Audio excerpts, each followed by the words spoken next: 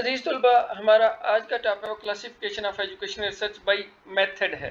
इस यूनिट को पढ़ने के बाद आप डिस्क्रिप्टिव रिसर्च के ऊपर शेर हासिल बैन कर सकोगे। तो जहां हमने हिस्टोरिकल रिसर्च को देखा कि हिस्टोरिकल रिसर्च का ताल्लुक माजी कहलातो वाक़यात के साथ है, बयानिया तहकीक का ताल्लुक वो प्रेजेंट कहलातो वाक़यात के साथ है, वो हाल के जो हालातो वाक़यात है उसके साथ है। सो हम किसी भी इवेंट या किसी भी वाक़या की जो अभी का जो स्टेटस है उससे मुतल्लिक़ जब हम कोई भी मालूमात इकट्ठी करते हैं और उसको इस्तेमाल करते हैं, सो ऐसी रिसर्च जो होती है वो बयानिया तहकीक कहलाती है या उसको डिस्क्रिप्टिव रिसर्च कहते हैं। इसके ज़रिए से हम बयान करते हैं कि व्हाट एग्जिस्ट, जो अभी करंट स्टेटस है इसके अंदर क्या चीज़ें मौजूद हैं। डिस्क्रिप्टिव रिसर्च के स्टेप्स कौन से हैं? पहला स्टेटमेंट ऑफ प्रॉब्लम है। स्टेटमेंट ऑफ प्रॉब्लम के बाद हम इंफॉर्मेशन को आइडेंटिफाई करते हैं, फिर हम डेटा गैदरिंग इंस्ट्रूमेंट जो हैं उनको सिलेक्ट करते हैं या डेवलप करते हैं। जब डेटा गैदरिंग जो इंस्ट्रूमेंट्स हैं वो डेवलप हो गए तो उसके बाद हम जो टारगेट पॉपुलेशन है उसको हम आइडेंटिफाई करते हैं, और टारगेट पॉपुलेशन को आइडेंटिफाई करने के बाद फिर सैंपल उसमें से जो representation of the target population होता है फिर उस सैंपल को सिलेक्ट किया जाता है। उसके बाद कलेक्शन प्रोसीजर्स जो है, इंफॉर्मेशन कलेक्शन प्रोसीजर जो है वो डिज़ाइन किया जाता है। जब आप ये डेटा कलेक्शन या डेटा गैदरिंग इंस्ट्रूमेंट भी बना लेते हो, पॉपुलेशन और सैंपल भी हो जाता है, फिर कलेक्शन प्रोसीजर जो है वो भी डिज़ाइन हो जाता है, तो उसके बाद फिर कलेक्शन ऑफ इंफॉर्मेशन आ जाती है। उसके बाद जो उस इंफॉर्मेशन को एनालाइज करते हैं और एनालाइज करने के बाद जो है जनरलाइजेशन हो जाती है या प्रेडिक्शन हम उसके ऊपर जो है वो कर देते हैं। तो ये 8 स्टेप हैं जो डिस्क्रिप्टिव रिसर्च के होते हैं। अब डिस्क्रिप्टिव रिसर्च में एक जो इसका डिज़ाइन है वो सर्वे स्टडी है। सर्वे स्टडी का बुनियादी मकसद जो है वो किसी भी पॉपुलेशन के तमाम लोगों या किसी भी इवेंट या किसी भी सिचुएशन की कैरेक्टरिस्टिक्स को असेस करने के साथ, टारगेट पॉपुलेशन है और टारगेट पॉपुलेशन के जितने भी लोग हैं या किसी भी तरह की सिचुएशन और इवेंट है उसकी जब हम खसूसियात को असेस कर रहे होते हैं तो ऐसी रिसर्च को हम सर्वे रिसर्च कहते हैं। सर्वे स्टडी की जो फर्दर टाइप्स हैं वो 5 तरह की हैं। सो उसमें जो पहला है वो स्कूल सर्वे है। जब हम किसी भी स्कूल सिस्टम की या किसी भी इंस्टीट्यूशन की, एजुकेशन इंस्टीट्यूशन की जो अंदरूनी या बैरूनी खसूसियात के बारे में कुछ डेटा इकट्ठा कर रहे होते हैं और डेटा इकट्ठा करके हम उसको एनालाइज करते हैं, सो ऐसी जो रिसर्च होती है वो स्कूल सर्वे रिसर्च डिज़ाइन के ऊपर होती है। दूसरा जो है वो जॉब एनालिसिस है। जॉब एनालिसिस में हम किसी भी ट्रेनिंग प्रोग्राम को स्ट्रक्चर करने के लिए या किसी भी पर्टिकुलर जॉब के लिए कोई ट्रेनिंग प्रोग्राम को स्ट्रक्चर करने के लिए जब हम कोई ना कोई इंफॉर्मेशन जो है वो इकट्ठी करके इस्तेमाल कर रहे होते हैं उसको जॉब एनालिसिस कहते हैं। तीसरी जो वो डॉक्यूमेंट्री एनालिसिस है। सो डॉक्यूमेंट्री एनालिसिस जो है वो बड़ी हद तक कहीं ना कहीं हिस्टोरिकल रिसर्च के करीब करीब जाती है, क्योंकि जहाँ पर भी डॉक्यूमेंट्री एनालिसिस आ जाएगा, डॉक्यूमेंट्स को एनालाइज किया जाएगा तो वो हिस्टोरिकल रिसर्च के करीब करीब होगी। सो इसका ताल्लुक जो है वो प्रेजेंट सिचुएशंस के अंदर मौजूद डॉक्यूमेंट को स्टडी करना है। जो हिस्टोरिकल रिसर्च के अंदर डॉक्यूमेंट्री एनालिसिस जब होता है तो वहाँ पर जो पास्ट के जो सिचुएशंस हैं उससे मुतल्लिका जो इवेंट्स हैं उनसे मुतल्लिका जो इंफॉर्मेशन है, जो डॉक्यूमेंट्स हैं उनको स्टडी किया जाता है। जबकि जब हम सर्वे के अंदर आ जाएंगे, सर्वे में डॉक्यूमेंट्री एनालिसिस की बात कर रहे होंगे, तो यहाँ पर जो प्रेजेंट सिचुएशंस के अंदर कुछ डॉक्यूमेंट्स हैं जो कहीं ना कहीं उस सिचुएशन सिनारियो को डील कर रहे हैं, जब उनको हम स्टडी करते हैं तो ये डॉक्यूमेंट्री एनालिसिस हो जाता है। फिर पब्लिक ओपिनियन सर्वे है। तो जब कोई भी गवर्नमेंट का ऑफिशियल डिसीजन मेकिंग जो प्रोसेस है उसको बेहतर करने के बारे में सोच रहा हो, उसको इन्हांस करने के बारे में सोच रहा हो और इस सिलसिले में जो वो डेटा इस्तेमाल कर रहा हो उसको हम पब्लिक ओपिनियन सर्वे कहें। और पांचवी जो कम्युनिटी सर्वे है, तमाम अफराद के ग्रोह जो है उनकी कुछ खसूसियात होती हैं।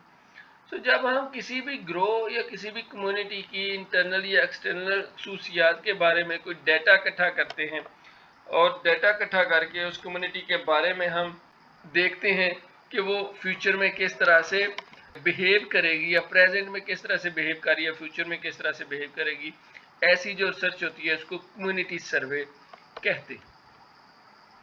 پھر انٹر ریلیشنشپ اسٹڈیز ہیں. انٹر ریلیشنشپ اسٹڈیز کے جہاں پر جو فیکٹس کے درمیان میں جو ریلیشنشپ ہے اس کو ٹریس کیا جاتا ہے. اور انٹر ریلیشنشپ کیوں ٹریس کیا جاتا ہے؟ amongst the facts obtained in order to gain greater situational insight.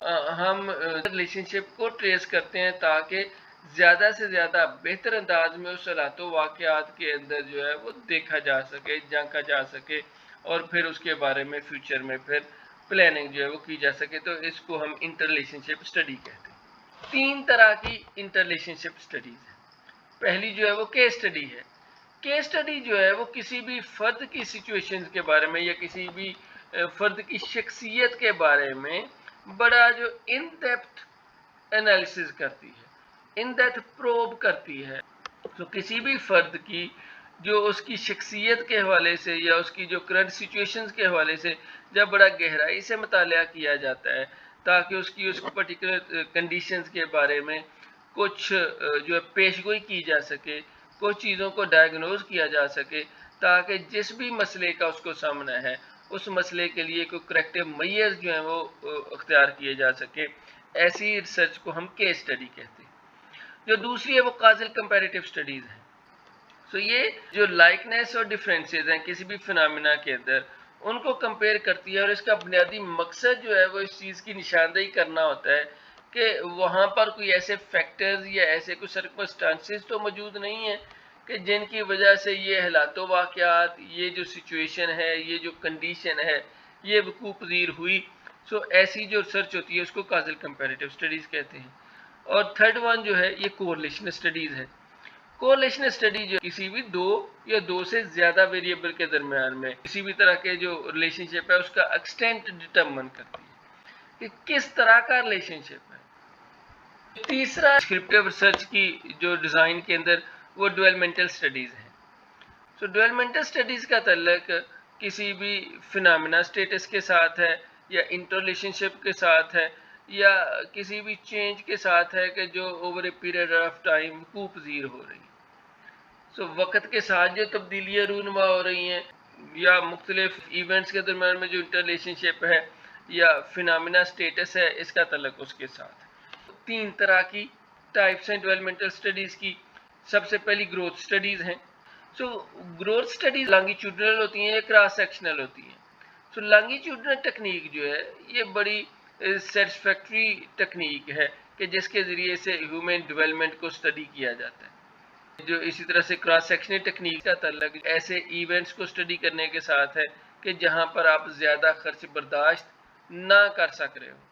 تو دونوں صورتوں میں چاہے لانگیٹیوڈنل ہے یا کراس سیکشنل ہے ان کے ذریعے سے ہم جو ہیومن ڈیولپمنٹ ہے ان کو ہم اسٹڈی کرتے ہیں. اسٹڈی کرنے کے بعد ہم کسی نہ کسی بہتر نتیجے پر پہنچتے ہیں اور اس پرسنالٹی کے حوالے سے اپنی رائے قائم کرتے ہیں. پھر ٹرینڈ اسٹڈیز ہیں. نام سے جیسے ٹرینڈ کا ظاہر ہے کہ ٹرینڈ اسٹڈیز کے ذریعے سے ہم پیش گوئی کرنے کی طرف جاتے ہیں. وہ پیش گوئی ہم کس حوالے سے کرتے ہیں؟ وہ پیش گوئی سوشل ٹرینڈز کے حوالے سے ہے، وہ پیش گوئی اکنامک کنڈیشنز کے حوالے سے ہے، وہ پیش گوئی جو ہے ٹیکنالوجیکل ایڈوانسمنٹ کے حوالے سے ہوتی ہے. اسی طرح سے یہ تمام جو پیش گوئیاں یہ کہیں نہ کہیں فیوچر سٹیٹس کے بارے میں ہمیں آگاہ کرتی ہیں. 50 سال کے بعد ہمیں کس طرح کے حالات و واقعات کا سامنا کرنا پڑے گا. سو کرنٹ ٹرینڈز کو دیکھتے ہوئے ہم پھر 2050 کی بات کر رہے ہیں. ہم کرنٹ ٹرینڈز کو دیکھتے ہوئے ہم 2030 کی بات کر رہے ہیں.